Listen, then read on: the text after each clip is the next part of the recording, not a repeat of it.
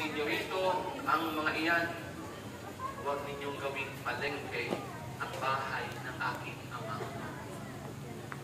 Sa tagpong ito, makikita natin ang dalawang bagay. Una, ay kanyang binigyang pansin ang templo bilang bahay ng Ama. Isang bahay dalanginan na dapat igalang, panatilihing maayos at malinis.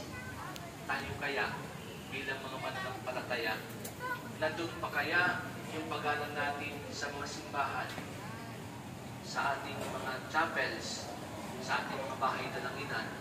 Naalala ko noon, nung kami mga bata pa, na ngayon ginagawa pa rin naman, pag napapadaan ng simbahan, nag-aantanda ng krus. Di ba po? Sino bang gumagawa nung ngayon? May gumagawa pa ba? Pero yung iba, kahit dumaan ng simbahan, walang pakialam. Ding ano, dumingon. Di ba po? Pag kilala natin na